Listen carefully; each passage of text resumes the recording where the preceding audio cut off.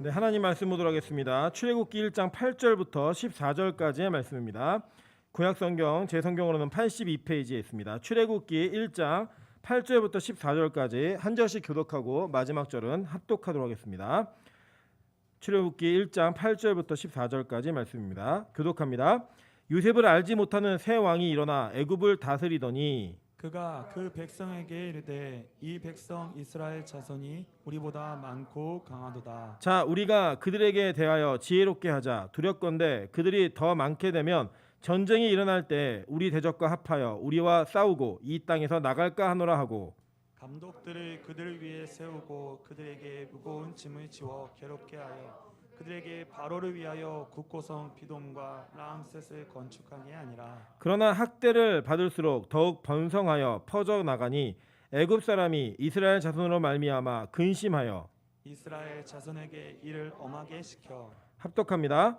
어려운 노동으로 그들의 생활을 괴롭게 하니 곧 흙 이기기와 벽돌 굽기와 농사의 여러 가지 일이라 그 시키는 일이 모두 엄하였더라. 아멘.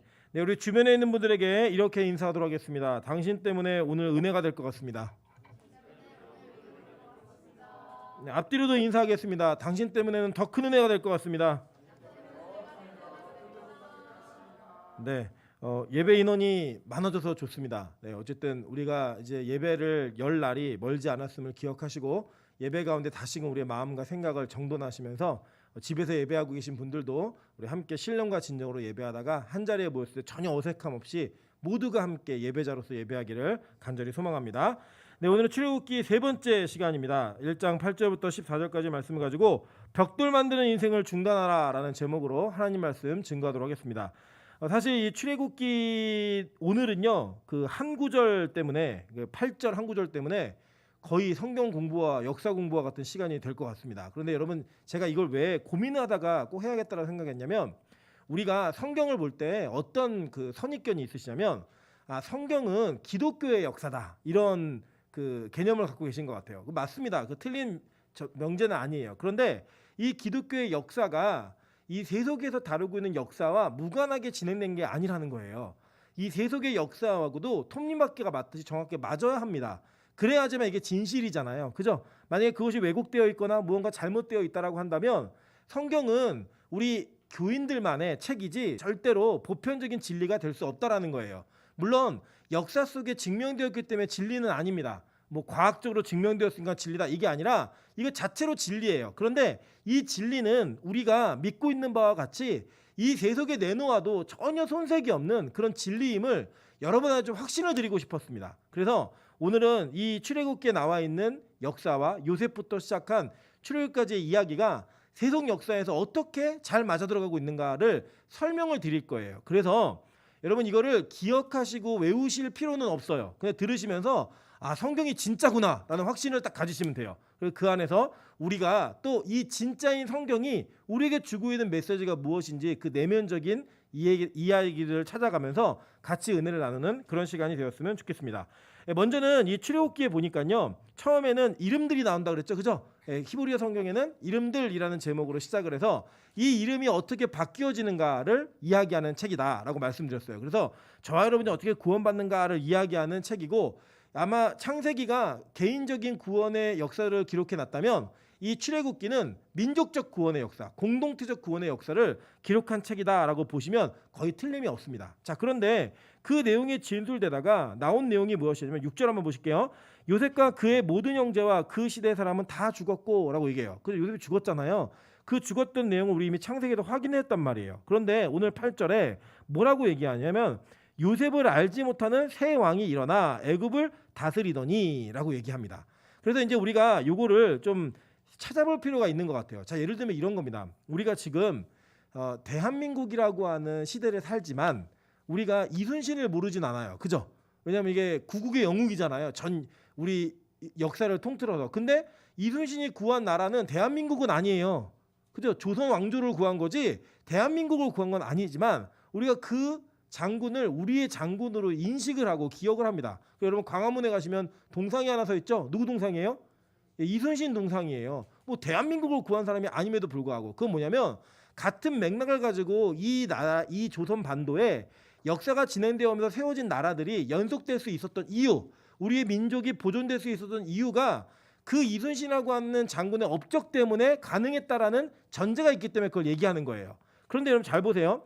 요셉이 어떤 사람이었냐면 전 인류 그 당시에 애굽이라고 하는 거대한 나라에 7년 동안의 흉년의 관리를 너무나 잘해가지고 나라를 부국하게 만들었고 전체 그 주변에 있었던 모든 사람들을 다 먹여 살린 이 인류 고대 근동에서 이 이집트의 역사 속에는 애굽에서 애굽의 역사를 이야기할 때 요셉을 빼면 된다 안 된다?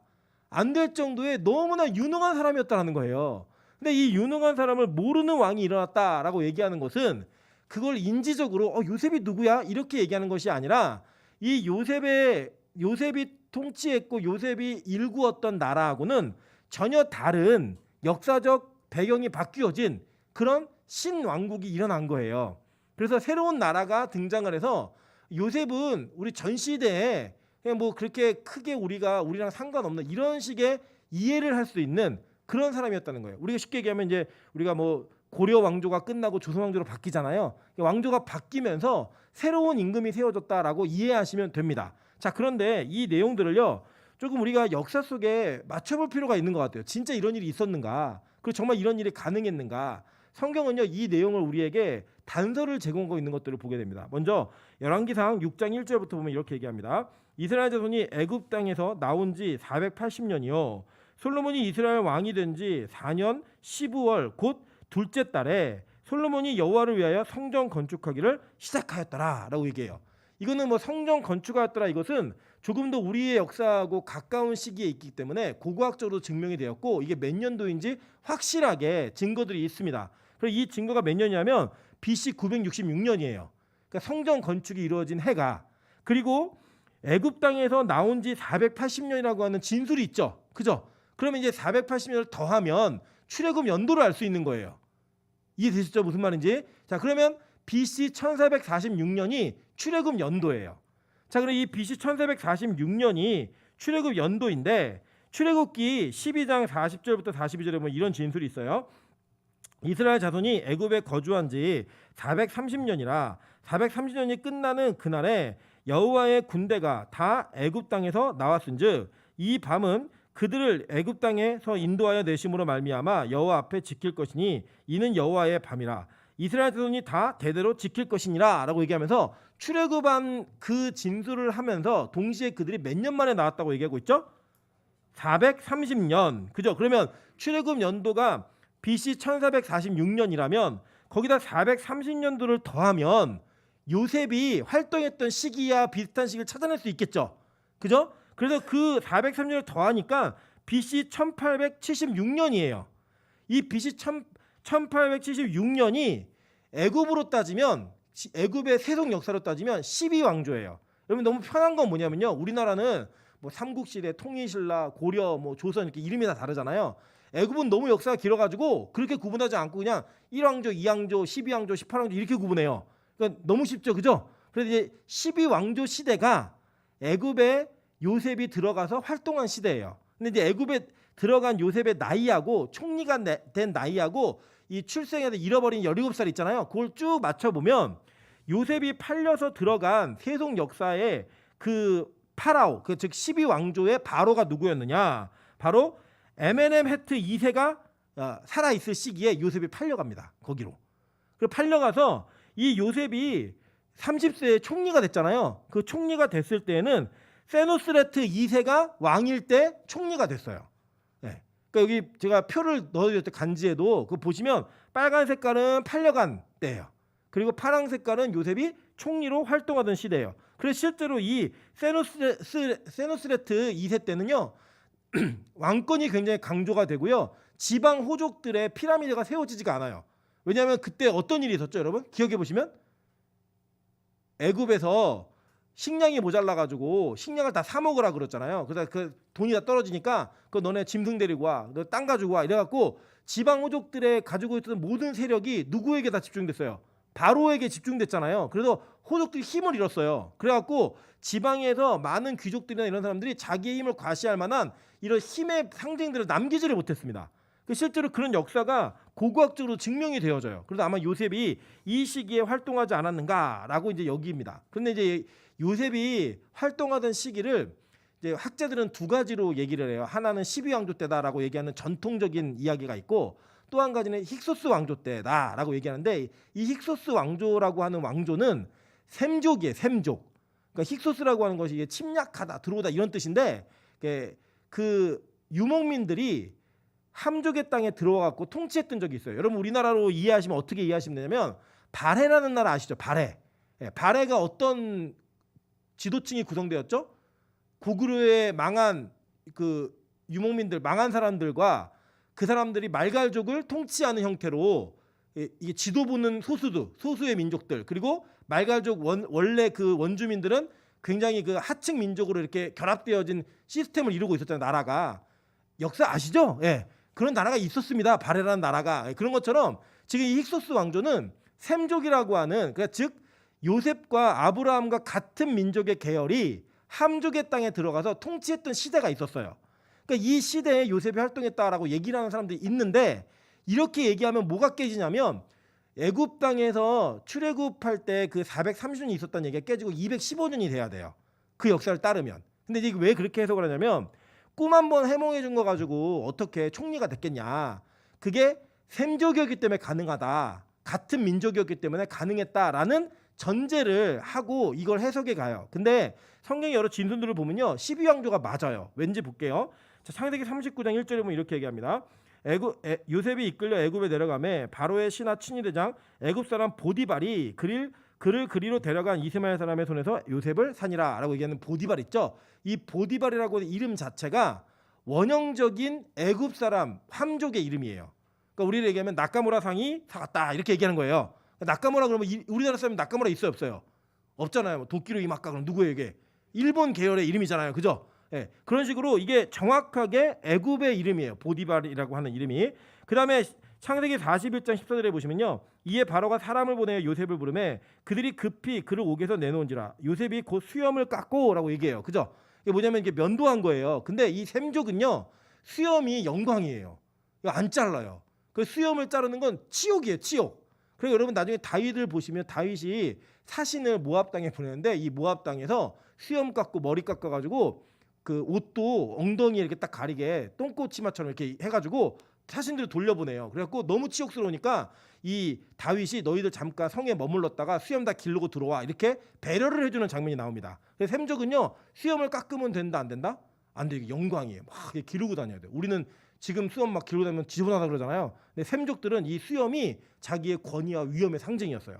자르면 안 되는데 자르는 거 보면 이게 아마 애굽 사람들 그대로 원래 원주민 함족의 문화였을 것이다라고 추리하면 돼요. 생각하시면 돼요. 그리고 창세기 44장 32절도 이렇게 나옵니다. 그들이 요셉에게 따로 차리고 그 형제들에게 따로 차리고 그와 함께 먹는 애굽 사람에게도 따로 차리니 애굽 사람은 히브리 사람과 같이 먹으면 부정을 입음이었더라라고 얘기해요. 그죠? 여러분 같은 셈족이었으면 이럴 필요가 있어요, 없어요? 없죠. 그죠? 근데 이렇게 거리를 두고 먹었고 민족 간에 어떤 경계선을 두었다라고 하는 것은 분명히 이 애굽을 통치하고 있었던 사람들은 함족이었다라고 보시면 돼요. 창세기 46장 32절부터 34절에 이렇게 얘기합니다. 그들은 목자들이라 목축하는 사람들이므로 그들의 양과 소와 모든 소유를 이끌고 왔나이다 하리니 바로가 당신들을 불러서 너희의 직업이 무엇이냐 묻거든 당신들은 이르기를 주의 종들은 어렸을 때부터 지금까지 목축하는 자들이온데 우리와 우리 선조가 다 그러하나이다 하소서. 애굽 사람은 다 목축을 가증히 여기나니 당신들이 고센 땅에서 살게 되리이다 라고 얘기했어요. 자, 그런데 이 셈족은요, 원래 그 주된 문화가 목축이에요. 예, 함족은 목축이 아니에요. 주된 문화가 농사였어요. 그래갖고 지금으로 얘기하면 이 함족은요, 그 당시에 농사는 최첨단 문화예요.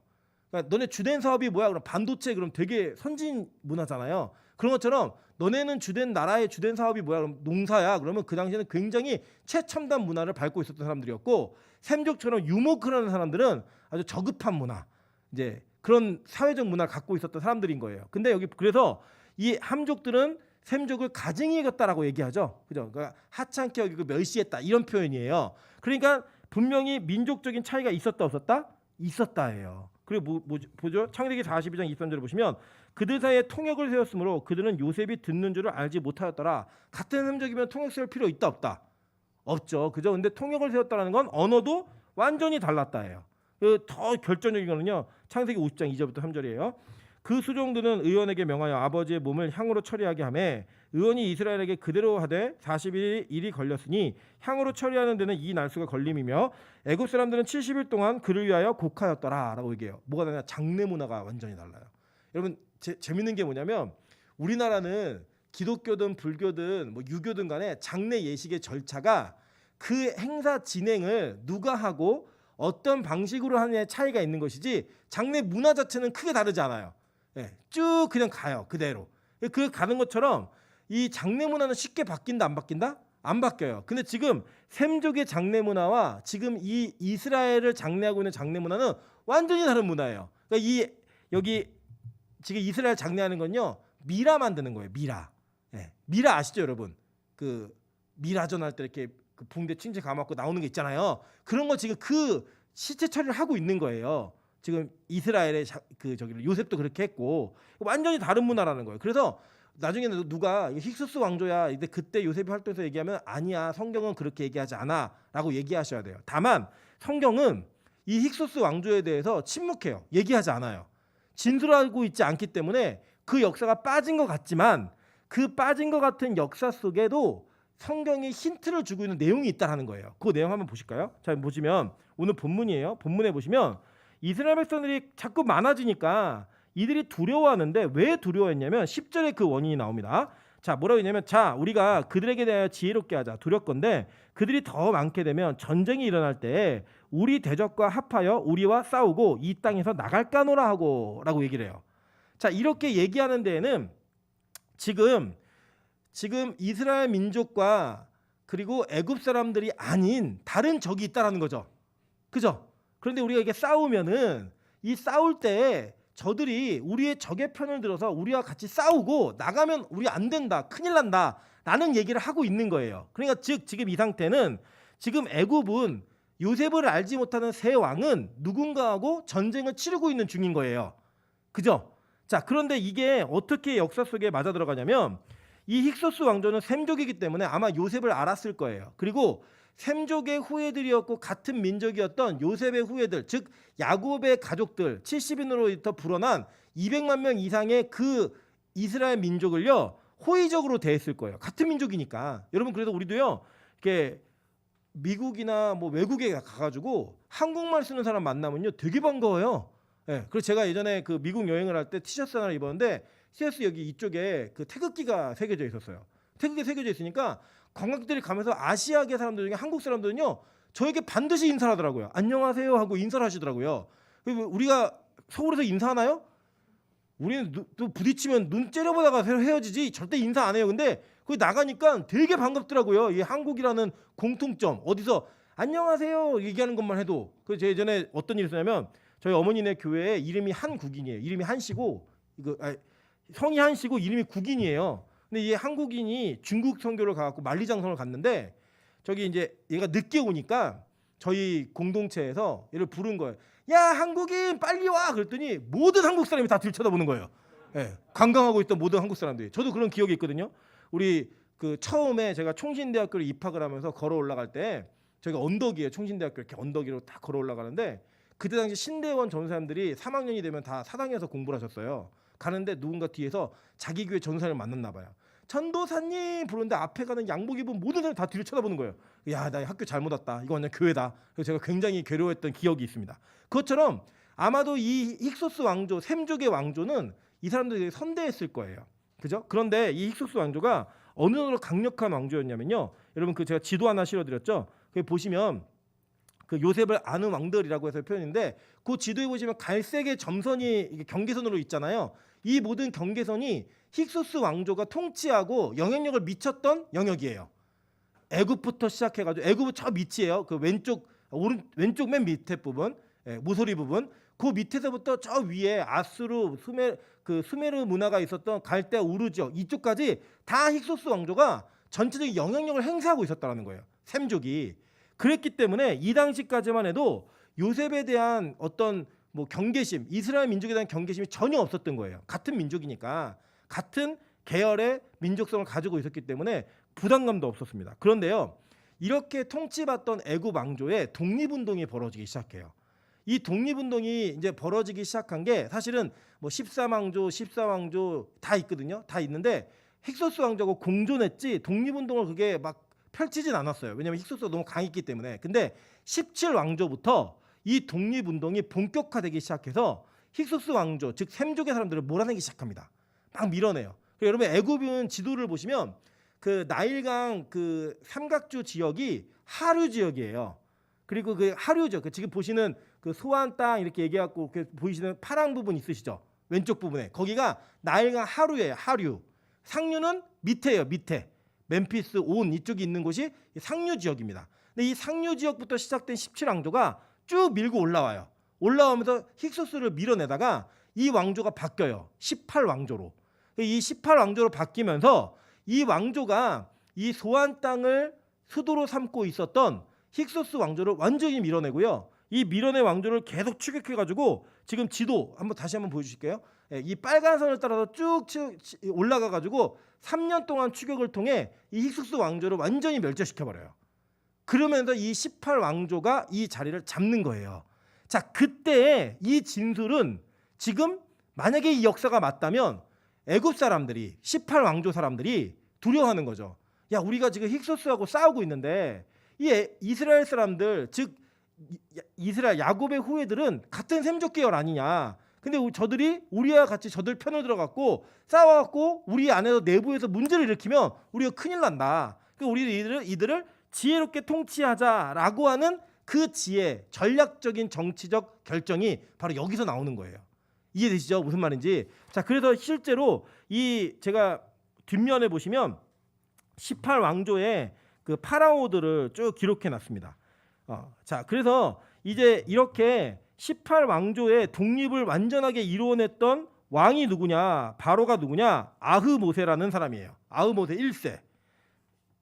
이 사람이 이제 그렇게 이루어낸 거고요. 그 다음에 이제 아멘호테프 1세, 투트모세 1세, 투트모세 2세기 쭉 넘어가잖아요. 이 넘어가면서 요 안에서 이 세속 역사 가운데 뭐가 나타나냐면 모세의 출생과 그의 죽음과 그의 살아나는 장면이 이 역사 속에도 딱 맞아 들어가요. 제가 그 설명을 지금부터 이야기처럼 한번 해드릴게요. 자, 그 뒤에 이제 어떤 일이 벌어졌냐면 투트모세 2세가 짧게 통치하고 금방 죽어요. 근데 이 사람이 그 자기가 후궁에서 낳은 아들은 있었는데 본처에게서 낳은 아들이 없었어요. 근데 본처가 누구냐면 자기보다 나이가 많은 이복 누이였던 핫셉수스트, 그 핫셉숲이라고 얘기하고요. 하트셉수스트라고도 얘기해요. 발음이 굉장히 어렵죠. 제가 시옷 발음이 잘 안 되니까 읽으세요. 핫셉숲이라고도 얘기하고요. 여기 보시는 것처럼 하트셉수트라고도 얘기합니다. 이 여자하고 결혼을 해요. 그러니까 이복 누이인데 결혼을 하고 그 두 사람 사이에서는 애가 없었어요. 딸만 있었고 남자애가 없었고, 그리고 실제로 이 투트모세가 급하게 죽을 걸 알고 자기의 후궁을 통해 낳았던 투트모세 3세에게 자리를 물려주고 이 투트모세 3세 누구랑 결혼하냐면 하셋숫이 낳았던 딸하고 결혼하는 거예요. 그러니까 이제 뭐냐면 이게 관계가 되게 어색한데 이게 조카이자 장모가 되는 거예요. 관계가 되게 어려운, 이집트에 그런 일이 많았어요. 그래서 이제 이 하셋숲이라고 하는 여자는, 공주는 그 당시에 야 애들 다 죽여라고 얘기했잖아요. 애들 다 죽여라고 얘기했던 명령을 어길 수 있었던, 왕의 명령을 어길 수 있었던 유일한 사람이에요. 왜냐? 왕의 장모였고요. 왕의 그 자기 딸이 그때 당시 왕과 결혼한 사람이었기 때문에. 그래갖고 여러분 보시면은 모세가 이렇게 그 갈대 상자에 놓여 있을 때 이 공주가 이걸 보고 불쌍히 여겨갖고 살려서 가잖아요. 그 혈색도 다르고 다 달라요. 피부색도 다르고. 그렇기 때문에 살리면 안 되는 애예요. 안다고요, 그거를. 그런데 그 국법을 어길 수 있었던 유일한 사람인 거예요. 이해되시죠? 무슨 말인지. 그렇게 40년을 지냅니다. 그렇게 40년을 지내면서 그 사이에 누가 진짜 나중에 출애굽 시대에는 누가 왕이었냐면 아멘호테프 2세라는 왕이 진짜 왕이었어요. 근데 이 왕이 그 40세에 모세가 도망갈 때 그 시점에는 어떤 상태였냐면 이미 핫셋숲은 죽기 3년 전, 그러니까 완전 늙어가지고 더 이상 모세를 보호해줄 수 있는 역할을 할 수 없는 그 정도의 위치였고, 이 왕은 이미 왕이 미성년자 때 됐거든요. 10세 이전에. 그래서 18년 동안의 통치를 통해서 어느 정도 권력을 손에 쥔 사람이에요. 그리고 출애굽할 그 당시는 아멘호테프 2세가 진짜 왕이에요. 그래갖고 나중에 보시면 이 아멘호테프는 어떤 거냐면 10가지 재앙을 당했던 왕입니다. 예. 그래서 이 역사가 전체 인류의 역사가 세속 역사가 성경의 역사하고 맞는다 안 맞는다? 그대로 맞아 들어가는 내용들이 기록되고 있다는 거예요. 여러분 이걸 조금만 흥미롭게 공부하시면 너무 재밌어요. 왜 재밌냐? 성경이 세속 역사와 어긋나지 않게 같은 평행선 속에 이루어지고 있고 성경은 그 안에서 영적으로 관심 있는 부분만 기록하는 거예요. 그래서 그 관심 있는 기록을 통하여서 우리에게 뭘 전달하느냐? 세속 역사 속에 일어난 모든 사건을 다 기록하는 게 아니라 구원의 역사에 정확한 사실과 진리만을 우리에게 남겨주고 있는 거죠. 그래서 이 요셉을 알지 못하는 세 왕으로 인해 지금 애굽 땅에 남았던 민족이 고통을 받는 장면이 나오는 거예요. 자, 그래서 이 고통받는 장면이 어떻게 진행되고 있느냐 한번 보도록 할게요. 성경을 먼저 보시면요. 본문에 뭐라고 얘기하냐면 14절에 어려운 노동으로 그들의 생활을 괴롭게 하니 곧 흙 이기기와 벽돌 굽기와 농사의 여러 가지 일이라 라고 얘기했어요. 자, 여기에는 이제 뭐가 있냐면 이 흙 이기기는요. 벽돌을 만들기 위한 흙 이기는 거예요. 벽돌을. 그리고 이 벽돌을 만드는 거는 뭘 하려고 그랬냐면 국고성 비돔과 라암셋을 건축하게 하기 위함이에요. 11절 보세요. 감독들이 그들을 위에 세우고 그들에게 무거운 짐을 지워 괴롭게 하여 그들에게 바로를 위하여 국고성 비돔과 라암셋을 건축하게 하니라 라고 얘기합니다. 그죠? 그러니까 국고성은 이게 뭐냐면 히브리어 원어를 그대로 보시면 식량 저장 창고예요. 그 식량 저장 창고를 짓게 하고 그리고 그거를 만들기 위한 벽돌 굽기를 시켰고 그 다음에는 농사를 시킨 거예요. 자, 여러분 보세요. 이제 농사라고 하는 것이 이 시대에는 뭐라 그랬죠? 최첨단의 문화라 그랬죠. 근데 이 애굽 땅에서의 농사와 가나안 땅에서의 농사는 큰 차이가 있어요. 어떤 차이가 있냐면 애굽 땅은요. 홍수가 나야 농사가 잘 돼요. 우리는 보통 홍수가 나면 농사 망했다 그러잖아요. 근데 여기는 홍수가 나야지만 농사가 잘 돼요. 그래서 이 당시에도 이 요셉 당시에도요. 이 애굽에는요. 그 고고학적인 발굴들을 해보면 관계수로가 발달돼 있었어요. 그러니까 인간의 힘으로다가 나일강에 물을 끌어와 가지고 농사를 지을 수 있는 땅이었어요. 그래서 이 땅에서의 농사는 인본의 상징입니다. 반면에 가나안 땅은 어떤 땅이냐? 가나안 땅은 하늘에서 비가 내리지 않으면 농사를 지을 수 없어요. 그리고 실제로 이 가나안에 여러분 이제 나중에 성지순례 가보시면요. 도시들이 다 산꼭대기에 있어요. 그 이유가 뭐냐 그랬더니 뭐 적을 멀리서 이렇게 봐야 되고 갑자기 비가 많이 치면 골짜기나 평지에 있는 데는 이렇게 침수되는 경우가 많대요. 그리고 희한하게 물이 거기서 나온대요. 땅을 파면은. 그래가지고 다 산꼭대기에 이렇게 마을들이 있어요. 그러니까 농사짓기 좋을까 안 좋을까요? 안 좋죠. 이 땅도 경작하기 힘들고 어려운 거예요. 그런데다가 비가 오지 않으면 이렇게 담수로 뭘 만들 수가 없는 땅이에요. 가나안 땅은. 그래갖고 비가 오지 않으면 농사를 짓지 못하는 땅이에요. 그래서 이 가나안 땅에서 사는 것은 뭘 상징했냐면 하나님을 의지하지 않으면 먹고 살 수 없는 땅이었던 거예요. 이 땅은. 그게 상징이 되어진 거예요. 그런데 지금 이 애굽의 왕조가 18왕조가 요구한 거 아니에요? 18왕조가 지금 이스라엘 민족에게 시킨 내용이 뭐냐? 첫째는 벽돌을 만들기 위한 흙 이기기, 그리고 벽돌 굽는 거, 그리고 농사 짓는 거, 이 세 개를 시킨 거예요. 그 이것 때문에 굉장히 많은 이스라엘 백성들이 고난과 고충과 엄한 노역 가운데 놓여지게 된 거예요. 자, 그런데 성경은요, 이 벽돌을 굽는 것에 대한 분명하고 정확한 성경에 담겨진 메시지가 있다는 것을 우리에게 이미 시사하고 있어요. 창세기 11장 1절부터 4절입니다. 온 땅의 언어가 하나요, 말이 하나였더라. 이에 그들이 동방으로 옮기다가 시날 평지를 만나 거기 거류하여 서로 말하되, 자, 벽돌을 만들어 견고히 굽자 하고, 이에 벽돌로 돌을 대신하여 역청으로 진흙을 대신하고 또 말하되, 자, 성읍과 탑을 건설하여 그 탑 꼭대기를 하늘에 닿게 하여 우리 이름을 대고 온 지면에 흩어짐을 면하자 하였더니 라고 얘기해요. 자, 여기서 처음으로 벽돌이라는 단어가 나옵니다. 자, 근데 이 벽돌이라는 단어는 어떤 의미가 있는가, 요거를 한번 우리 집중적으로 봐야 될 것 같아요. 먼저는요, 이런 거예요.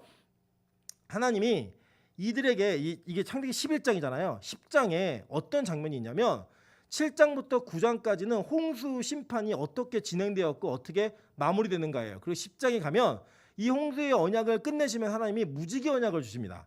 이 무지개 언약을 통해 하신 말씀이 뭐죠? 내가 이제 다시 물로는 이 세상을 심판하지 않겠다였어요. 그런데 이 11장에 가면 이 사람들이 지금 뭘 하냐면, 자, 우리가 성을 만들어 탑을 만들어 세우고 우리의 흩어짐을 면하자라고 얘기하면서 뭘 못 믿은 거냐? 하나님의 언약을 믿지 않은 거예요. 하나님이 다시 물로 우리를 심판하면 우리는 그 홍수의 심판으로부터 살아남을 거야 라고 하는 자기의 성을 쌓고 있는 거예요. 그 성을 쌓으면서 그들이 했던 내용이 뭐냐면 우리 이름을 내자예요. 흩어지지 말자예요. 근데 성경은 뭐라고 얘기했죠? 생육하고 번성하여 땅에 충만하라 라고 얘기한 하나님의 명령에 정면으로 도전하는 거예요. 그러면서 이 히브리어 철학자인 그 필로에 의하면 그 사람이 쓴 책에 보면요 뭐라고 얘기하냐면 벽돌을 세울 때 그 벽돌에다가 다 자기 이름을 새겼다는 거예요. 우리 이름을 내자라고 해서 실제로 이 지구라트라고 하는 그 이라크 지역에 가시면 시날 땅이 이라크 지역에 있거든요. 그 지구라트라고 하는 그 탑들이 실제로 존재의 흔적들이 그 밑에 바닥이 그래서 그것들을 쌓음으로 말미암아 그들이 뭘 대적하는 거냐? 하나님의 첫 번째 문화 명령인 생육하고 번성하여 땅에 충만하라라고 하는 그 명령을 거절했고 하나님의 무지개 언약을 믿지 않고 나의 힘으로 그 심판을 뛰어넘어 살겠다라고 하는 의지를 내며 또 한 가지는 자기의 이름을 내는 그 일에 그들이 몰두하게 된 거예요. 그게 바로 벽돌의 문화예요. 그리고 이것을 했던 니므롯이라고 하는 이 전체 시날 땅의 주인이었던 니므롯은 바로 함족의 사람인 거예요. 오늘 여기 민족이죠? 함족의 민족인 거예요. 이 함족은 셈과 함과 야벳 아시죠? 하나님께 버림받은 민족이었어요. 저주받은 민족이었다고요. 그 민족을 통하여 이루어지고 있는 일들에 지금 누가 억제되어 있는 거예요? 이스라엘 백성, 즉 셈족 구원의 백성들이 압제당하고 있는 거예요. 그래서 세상의 원리와 세상의 논리를 가지고 그들이 통치하고 다스리는 방식대로 살아갈 수밖에 없는 벽돌짓기 인생을 살고 있었던 거예요. 누가요? 이스라엘 백성들이.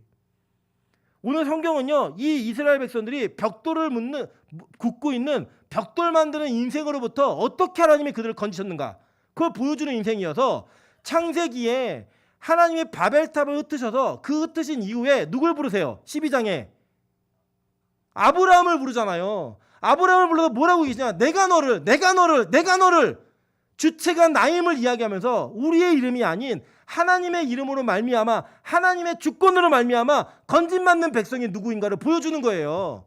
이해되시죠? 그 구조가 똑같이 출애굽기에 반복되는 거예요. 우리가 출애굽기에서 이 애굽 땅의 18왕조의 압제에 의해서 어쩔 수 없이 벽돌을 구워야지만 살 수 있는 그 이 세상의 문화에 동참해야지만 그것을 흙을 이기고 구원해서 공로를 쌓아야지만 존재할 수 있다고 생각했던 노예 집단들을 탈출시켜 주시는 거예요. 그것으로부터 해방시켜 주시는 거예요. 그게 뭐냐? 구원이라는 거예요. 구원. 왜냐? 지옥은요 다른 게 아니에요. 땅지 가치로 땅에 갇혀 사는 인생, 땅에 갇혀 사는 자들, 그들을 지옥의 인생이라고 하나님 부르고 계신 거예요. 그래서 그것을 구원하는 게 바로 하나님께서 우리를 구원하신 역사이고 이 구원의 모형이 저와 여러분을 이 땅의 압제로부터 구원해 주시는 죄의 능력으로부터 구원하시는 하나님의 영광이고 은혜임을 출애굽기는 우리에게 반복해서 가르치고 있는 내용이라는 겁니다. 여러분 그래서 하나님께서는요 우리에게 명령하셨어요. 어떤 명령하셨냐? 하나님께서는 우리에게 명령하실 때 제단을 쌓는 방식을 정확하게 율법에 기록해 놓으셨습니다. 신명기 27장 5절부터 6절입니다. 또 거기서 내 하나님 여호와를 위하여 제단 곧 돌단을 쌓되 그것에 쇠 연장을 대지 말지니라. 너는 다듬지 않는 돌로 내 하나님 여호와의 제단을 쌓고 그 위에 내 하나님 여호와께 번제를 드릴 것이며 라고 얘기해요. 자 여러분 그래서 제단을 쌓을 때는요 벽돌로 쌓을 수가 없어요.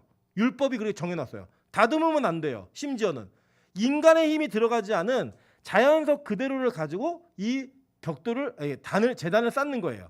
이게 쉽다 어렵다? 되게 어려워요. 그리고 이 돌들을 맞는 거를 찾는 게 쉬울까요 어려울까요?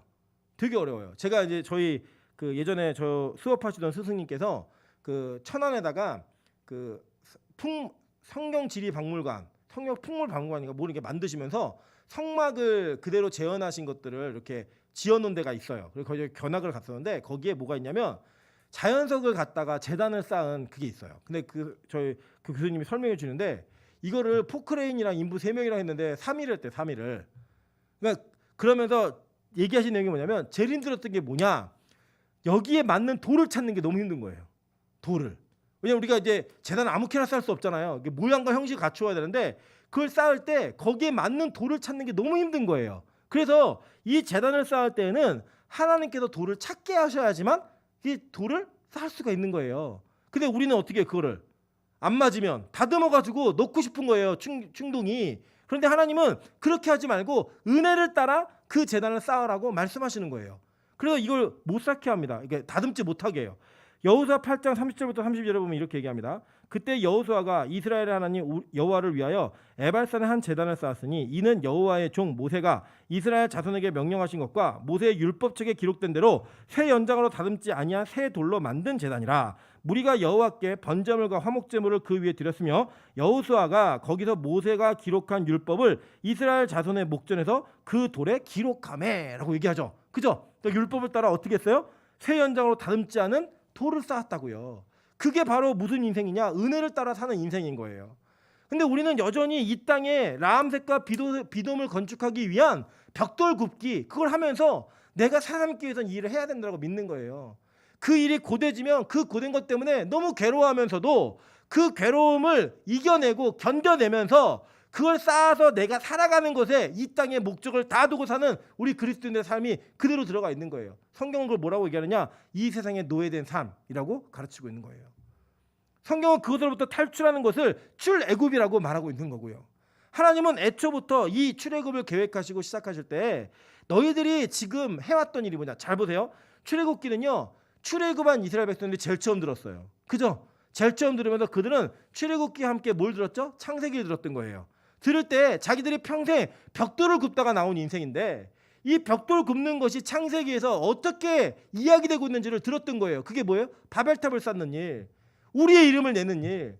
그 일들을 함으로 말미암아 자신들이 얼마나 불행하고 위험하고 죽을 뻔한 일이었던가를 기억하게 되는 거죠. 얼마나 큰 범죄를 했는가를 그들이 스스로 깨닫게 된 거죠. 그 깨달음을 통하여 하나님은 그들이 어떤 인생으로부터 구원받았는가를 얘기해주고 계신 거예요. 저는요, 우리가 이렇게 이 본문에 있는 내용들을 그대로 적용한 삶을 살았으면 좋겠습니다. 우리 인간은 어떻게 사는지 아세요? 성경 볼까요? 이사야 9장 9절부터 10절입니다. 모든 백성 곧 에브라임과 사마리아 주민이 알 것이오늘 그들이 교만하고 완악한 마음으로 말하기를 벽돌이 무너졌으나 우리는 다듬은 돌로 쌓고 뽕나무들이 찍혔으나 우리는 백향목으로 그것을 대신하리라 하는도다 라고 얘기해요. 하나님이 무너뜨렸어요. 하나님이 완악한 자들에게 심판으로 모든 걸 무너뜨리니까 아 그래 하나님 무너뜨렸어? 그래 나는 하나님 벽돌을 무너뜨렸으면 난 다듬은 돌로 다시 쌓을 거야. 뽕나무를 찍어냈어? 내가 백향목을 갖다가 다시 그것을 대신할 거야 라고 하는 마음으로 내 힘과 내 뜻과 내 의지를 통해 하나님의 순리와 하나님의 법도와 하나님의 원리를 따라가는 삶이 아니라 내가 억지로 노력함으로 말미암아 무언가를 해낼 수 있다는 인본주의적 생각을 우리가 버리지 않고 산다라는 거예요. 그게 무슨 삶이냐? 지옥의 삶인 거예요. 노예의 삶인 거예요. 죄된 삶인 거예요. 근데 그걸 못 버려요. 왜냐? 사람은 다 그렇게 살아가니까. 이사야 65장 2절부터 3절에 이렇게 얘기합니다. 내가 종일 손을 펴서 자기 생각을 따라 옳지 않은 길을 걸어가는 패역한 백성들을 불렀나니 곧 동산에서 제사하며 벽돌 위에서 분향하여 내 앞에서 항상 내 노를 일으키는 백성이라. 내 힘으로 내 의지로 무언가를 해놓는 거예요. 여러분 그래 우리가 예배를 이렇게 드릴 때가 있다니까요. 하나님 나 이렇게 예배 잘 드릴 테니까 나 이거 꼭 해주셔야 됩니다. 나 이렇게 예배 1년 동안 충성하면 꼭 시집 보내주셔야 돼요. 안 하면 내 하나님 없는 걸로 간주합니다. 이렇게 자기의 의지와 자기의 노력으로 쌓은 그런 벽돌들이 얼마나 많고 그런 예배들이 얼마나 많은지 알지도 못해요. 여러분 실제로요. 제가 재밌는 거 뭐냐 이런 거예요. 아까도 우리 1부 때도 우리 이종화 장로님께서 우리 교회가 세계에서 제일 큰 게 그럼 좋죠. 얼마나 좋겠어요. 저도 그런 소원함이 있고 마음이 있습니다. 그런데요. 저는 그걸 억지로 하지 않을 거예요. 하나님이 해주시면 그렇게 가는 거예요.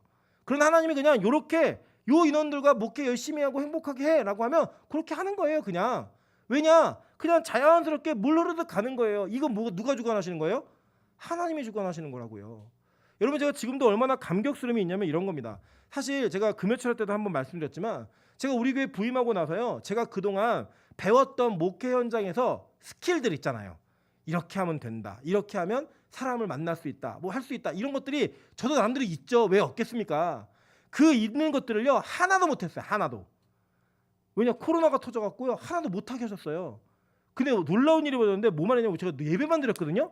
예배만 드렸는데 성도가 늘었어요. 깜짝 놀랐다니까요. 우리가 이전에 저 그 위임 투표할 때 선거인단 투표 인원이 55명이었습니다. 그래서 이번에 투표할 때 78명이었어요. 선거인단 인원이 늘었다고 세례교인이 그만큼 늘었다고요. 하나님이 교회를 축복하시는데 저의 생각과 저의 뜻과 저의 기술이 아닌 하나님의 방법대로 하셨다니까요. 누가 여기서 누가 했다라고 말씀하실 거예요. 목사도 한 게 없는데 누가 했다라고 말씀하실 거예요? 그냥 하나님이 불러 모아 주셨어요. 어느새 모르게 저 사람은 왜 오지? 이런 사람도 온다고요. 생각해 보세요. 저 방송실에 있는 성교 형제 용인에서 와요.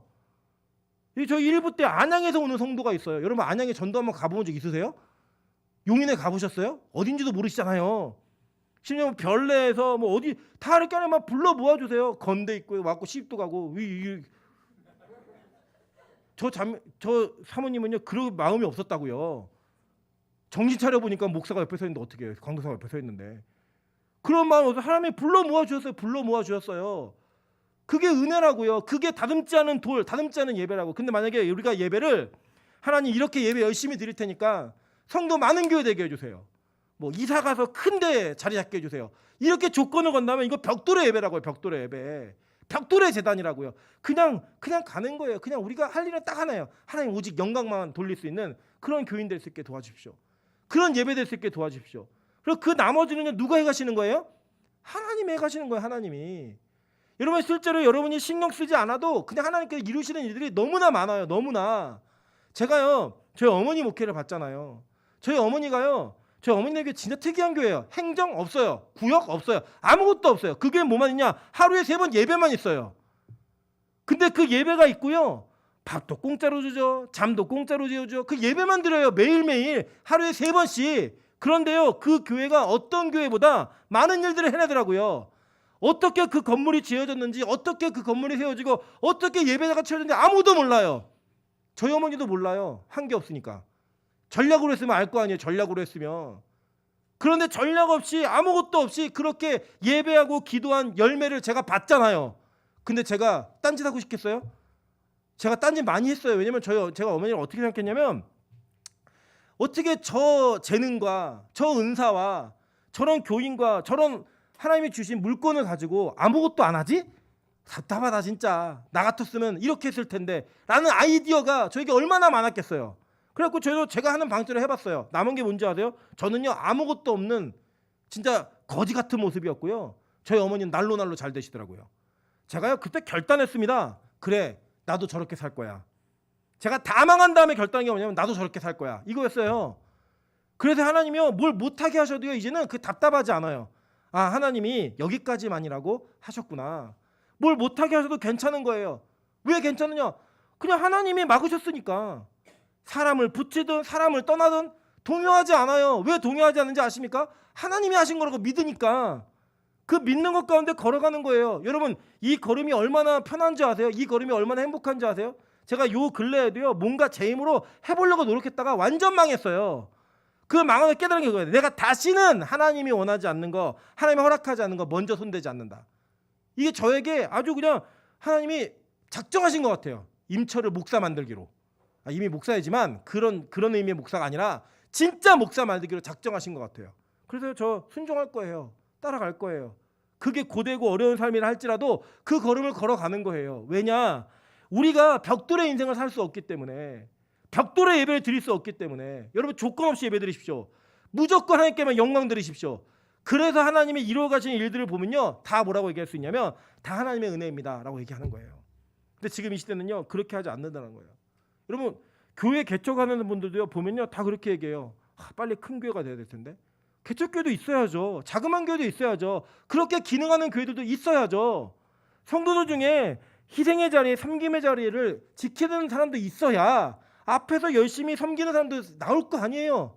그죠? 그 모든 것들이 물 흐르는 대로 가는 거예요. 그래서 여러분 이것을 깨닫고 이것에 순종하기 시작하면요 우리는 절대로 돌을 다루는 인생을 살지 않습니다. 자기 이름을 내는 인생을 살지 않아요. 자기 이름 내다가 망한 사람들 소개시켜드릴게요. 사무엘상 15장 12절입니다. 사무엘이 사울을 만나려고 아침에 일찍 일어났더니 어떤 사람이 사무엘에게 말하여 이르되 사울이 갈멜에 이르러 자기를 위하여 기념비를 세우고 발길을 돌려 길갈로 내려갔다 하는지라 라고 얘기해요.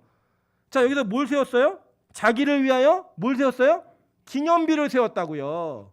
그 기념비를 세우고 난 다음에 사울이 받은 하나님으로부터의 처벌이 뭐예요? 버렸어요. 하나님이 버림받은 자가 됐다고요. 여러분 그 당시에 얼마나 영광스러웠겠어요. 온 세계에다가 자기 나라 통치 나라에다가 자기가 수족처럼 부릴 수 있는 3,000명의 상비군이 있었고요. 말 한마디면 누구든 죽일 수 있었고 말 한마디면 누구 것든 가져올 수 있었어요. 왕의 명분으로. 그런데다가 그 나라에다가 자기를 위한 기념비를 세웠다? 여러분 얼마나 멋있는지 아십니까? 우리 인간도 그래요. 사실 사람도요, 내 이름이 어딘가에 남겨진다라고 하는 것에 우리는 굉장히 큰 만족을 느낍니다. 그거 하나 때문에 이 명예와 그 명예를 쫓기 위한 걸음들을 우리는 미치듯이 달려가며 살아요. 그래, 내 이름 들어갔니 안 들어갔니, 내 이름이 몇째 번에 있니, 이런 거 싸우더라니까요. 제가 예전에 말씀드렸잖아요. 오래된 교회에 한번 심호했던 적이 있는데, 그 교회가 교인 수첩을 만들어요. 교인 수첩을 만들면 여러분, 교인 수첩의 기능이 뭐예요? 사람들의 소식과 사람들의 연락처를 찾기 위해서 수월하게 만들어야 되는 거잖아요. 그럼 어떻게 만드는 게 정상이에요? 가나다 손으로 해야죠. 그래 찾을 거 아니에요. 예를 들어 뭐 이주환 그러면 가나다라 마바사 이렇게 해서 이씨 찾아가갖고 다음에 지으시니까 저 뒤쪽에 있겠네. 이 찾는 게 맞는 거 아니에요? 거기는요, 연공서열대로 해요. 누가 집사가 먼저 됐느냐, 누가 건서가 먼저 됐느냐. 교인들 말고는 찾을 수가 없어요. 그 교회 수첩은요, 이 교회 연공서열이 어떻게 있는가를 증명하는 책이지 정보를 주는 책이 아니에요. 그거 바뀌면요 난리 납니다. 저희 부교육자 하나가 그걸 실수해가지고 권사님 순서를 바꿨어요. 그날요 가서 사과했어요. 사과, 무릎 꿇고 죄송하다고. 그래야 화가 풀린다 그래가지고. 그게 여러분 교회예요? 그게 성도예요? 정신나간다. 다 바벨탑 쌓는 사람들이에요. 다. 여러분, 교회가요 어떠한 특권의식과 자기가 이름을 갖고 자기의 영향력을 확인하는 일들을 계속 반복해야만 한다면 이 교회는 바벨탑을 쌓고 그 벽돌을 쌓는 교회라니까요. 지금도요, 제가 정말 우려스럽게 보는 몇몇 교회들이 있어요. 목사님이 돌아가시지도 않았고, 돌아가셨어도 마찬가지고 교회에다가 밀랍 인형을 만들어 놓고 같이 사진을 찍는 것을 기쁨과 영광으로 여기고, 그 목사하고 한번 밥을 먹는 것 자체가 그의 인생에 얼마나 큰 기쁨인지 알지 못하는 그런 교회들이 수없이 많다고요. 그게 하나님 교회입니까? 목사 교회지? 그게 하나님 백성이에요? 목사 섬기는 백성이지? 절대 그런 교회 되면 안 됩니다. 어떤 일에 있어도 그런 교회 되면 안 됩니다.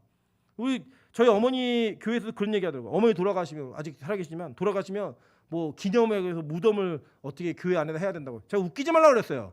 내가 눈 뜨고 있는 그런 일 절대 없다고. 우리 어머니 목회를 어떻게 깨끗하게 하셨는데 마지막 돌아가신 이후에 우리가 그걸 우상처럼 섬기냐고. 절대 그렇게 만들지 않을 거라고. 여러분, 이게요, 교회가요 지금 뭔가 잘못된 생각들을 갖고 있어요. 사람이 중심이 아니라니까. 여기는 하나님의 교회예요. 하나님의 교회. 우리 인간은 그렇게 살아야 되는 거예요, 원래. 그런데 우리가 세속에 물들어가지고, 세상에 물들어가지고 자기 이름이 내지 아니고 자기 이름이 기록되지 아니하면 다 수틀리게 실망하게 만들어놓고 다 교회를 방해해놓고, 이런 것들이 너무나 당연한.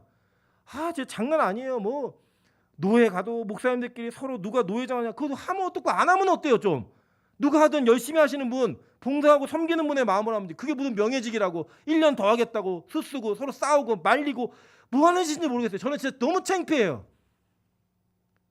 너무 창피해요. 부끄럽고. 일전에 우리 노예하는데 우리 장로님 오셔갖고 한 번 하시더라고요. 목사님들 이거 성도들이 보면 어떻게 하겠냐고. 목사님 이거 부끄럽지 않으시냐고. 제가 속도 통쾌하지만 너무 부끄러웠어요. 목사인데 그래도 안 그래야 되는데. 여러분, 기도해 주십시오. 적어도 제가 그래도 지금 아직은 덜 병든 목사잖아요. 그러니까 더 병들지 않도록 기도해 주세요. 이렇게 외쳤던 말씀들을 지키며 살아갈 수 있는 목사가 되게 해달라고 좀 기도해 주세요. 왜냐, 저도 한순간이거든요. 사람은 다 그래요. 우리 마찬가지 모두에 다 그래요. 우리 모두가요 벽돌 쌓는 인생을 쌓아서는 안 된다라는 거예요. 사무엘하 18장 18절에도 얘기합니다. 이 성경 구절이 참 좋네요. 압살롬이 살았을 때 자기를 위하여 한 비석을 마련하여 세웠으니 이는 그가 자기 이름을 전할 아들이 내게 없다고 말하였습니다. 그러므로 자기 이름을 기념하여 그 비석에 이름을 붙였으며 그 비석이 왕의 골짜기에 있고 이제까지 그것을 압살롬의 기념비라 일컫더라. 뭐예요? 망한 자들의 특징, 자기 이름 내는 거예요. 자기 영향력 확인하는 거예요. 사람들이 자기를 어떻게 기념하는가를 보이는 거예요. 여러분, 제가 교회에 와서도 말씀드리잖아요. 이제 앞으로 교회 물건으로 헌물하시면서 보이지 않는 이름표 하지 마시라고. 내가 뭐 마이크 했는데 그 마이크에는 안 붙어 있지만 이거는 뭐 이주영 강사가 헌금한 마이크. 이거 고장나고 없애잖아요. 난리 나요. 본인이 헌물한 거, 본인이 거에 다 이름표 막 붙여놓고 계시잖아요. 다 띄세요. 자기 이름 기념표가 어디 있어? 진짜 제가 아까 말씀드린 교회는요. 그 강대상을 90대신 권사님께서 헌물하셨어요. 나무로. 그럼 이제 90 정도 되면 다시 한번 헌물 또 하시면 되는데 안 하셔가지고 이거 찬송하다 치면 부서지게 생겼고 이거 붙들고 설교해요 진짜로. 그런데 그걸 못 버려요. 난리 나요. 자기 이름표가 붙는 기념비에 그게 하지 마시라고요. 여러분이 헌금을 얼마나 하든 교회 헌신을 얼마 하셨든 여러분의 기념비를 만들지 마세요. 나는 이 교회 이만큼 헌금했으니까 이 정도의 권리가 있다? 누가 그래요? 그럼 돈 없는 사람은 교회 권리 없습니까? 헌금 조그만 사람은 교회 교인 되면 안 돼요? 그런 거 아니에요. 하나님의 나라는 그런 게 아니라고요. 우리 모두는 이름 없이 빚도 없이 오직 주의 이름만을 나타내는 삶을 살아야 된다고요. 누구나 됐든 저는요, 제가 유명한 사람이 되지 않기를 너무나 간절히 소원합니다. 왜냐하면 저도 병들 수 있잖아요. 저도 잘못될 수 있잖아요. 저는 이미 그랬던 경험이 있기 때문에 저는 절대 그렇게 살고 싶지 않아요. 그래서 저를 위해 좀 기도해 주세요. 여러분, 이게 비단 한 사람의 목사만의 고백이어서는 안 돼요. 우리 전체 공동체의 고백이어야 돼요. 그냥 우리 이름 없이 빚도 없이 살다 가는 거예요. 주님 이름 나타내다가. 그 원리로 사는 게 하나님의 백성이라고요. 그런데 그 하나님의 백성이 이 땅에 벽돌구라고 하는 그 압제에 못 이겨가지고 그거 찍어내며 사는 거예요. 비열하게. 그거 구워내면서 사는 거예요. 나 이만큼 구워냈잖아요. 내가 오늘 시킨 수당 다 해냈잖아요. 나 좀 잘 봐주세요. 그게 어떻게 하나님 백성의 인생입니까? 그게 어떻게 하나님 나라의 백성이에요? 하나님이 우리를 거기서 건져주시기 위해 출애굽의 역사를 이루어 가시는 거예요. 너무나 감격적이지 않으십니까? 저는 너무 기대돼요. 뭐가 기대되느냐? 저에게도요, 구원의 확인이 계속 필요해요. 저요, 구원의 확신이요? 있죠. 제가 하나님 믿는다고 사랑한다고 고백하고 있기 때문에. 근데 제 확신이 하나님의 확신은 아니잖아요. 그래서 저는요, 구원의 확신이 매번 확인되길 소망해요. 매 예배 때마다 그 구원의 영광이 다시금 나에게 있기를 정말 소원해요. 그래서 저는 이 출애굽기를 제가 강의하고 설교하고 준비하면서 하나님 다시 나에게 하나님의 구원의 역사가 계속되고 있다는 것을 또 한번 확인시켜 주십시오. 그러면서 기도하는 게 있어요. 하나님, 우리 교회에도, 우리 교인들에게도 이 말씀의 은혜가 자신의 구원을 확인하는, 그게 장로님이든 권사님이든 교육자든 간에 다시금 예배의 감격과 구원의 은혜가 확인되어지는 그 역사가 좀 있게 도와달라고 그렇게 기도합니다. 그래서 오직 주님의 이름만이 빛나는 그런 교회가 되어서 하나님 벽돌 굽는 인생이 아니라 하나님 다듬지 않은 돌로 예배의 재단을 쌓아가는 그런 교회가 좀 될 수 있게 도와달라고 그렇게 기도하고 있습니다. 여러분, 생각나시면, 아니 생각해서 같이 기도해 주세요. 우리가 이룰 것 딱 하나예요. 뭔지 아세요? 계시록 3장 12절에 마지막에 완성된 교회가 어떻게 완성되는지를 성경은 우리에게 진술하고 있습니다. 이기는 자는 내 하나님의 성전의 기둥이 되게 하리니 그가 결코 다시 나가지 아니하리라. 내가 하나님의 이름과 하나님의 성 곧 하늘에서 내 하나님께로부터 내려오는 새 예루살렘의 이름과 나의 새 이름을 그의 위에 기록하리라. 우리에게 남아야 되는 이름 뭐예요? 오직 예수 그리스도 한 분이에요. 그 예수 그리스도 한 분의 이름이 기록됨으로 말미암아 저와 여러분의 인생이 증명돼야 된다고요. 너는 어떤 인생을 살았니? 저는요, 예수 그리스도 외에는 아무것도 없습니다. 목사님, 장로님, 권사님 어떤 인생을 사셨어요? 나는요, 예수 그리스도 외에는 아무것도 소망이 없는 인생입니다. 라는 고백이 있어야 된다고요. 저는 이 고백을 저희 어머니의 인생을 통해 제가 그렇게 살기를 소원했고요. 제 소원이 있다면 저의 아이들 둘이 저의 인생을 보고 그렇게 살기를 소망해요. 아, 우리 할머니도 우리 아버지도 그렇게 사셨으니까 나도 그렇게 살아야지. 그래서 저는 저희 아이들은 이 세상에서 벽돌 굽는 인생 만들지 않을 거예요. 벽돌에 이름 새기는 인생 만들지 않을 거예요. 이 세상에서 아둥바둥하면서 세상의 원리를 붙들고 살아가는 그런 존재를 만들지 않을 거예요. 저는 우리 자녀들에게만 그 욕심이 있는 거 아닙니다. 저는 제가 비록 여러분보다 나이가 연소한 경우도 있고 경험이 일천한 경우도 있지만 저는 영적으로 저와 이 교회에서 저의 설교에 꼴을 먹는 모든 분들을 하나님의 자녀이고 제가 양육해야 되는 자녀라고 저는 믿고 있습니다. 저는 그래서 여러분이 모두가 나이가 많으시든 적으시든 이 꼴을 먹은 자들이 저와 같이 살며 하나님의 나라를 바라보고 이 세상으로부터 탈출한, 이 세상으로부터 출애굽한 그런 인생을 살기를 너무나 소원하고 있습니다. 그래 기도하고 있습니다. 그리고 여러분 그렇게 살아주셨으면 좋겠습니다.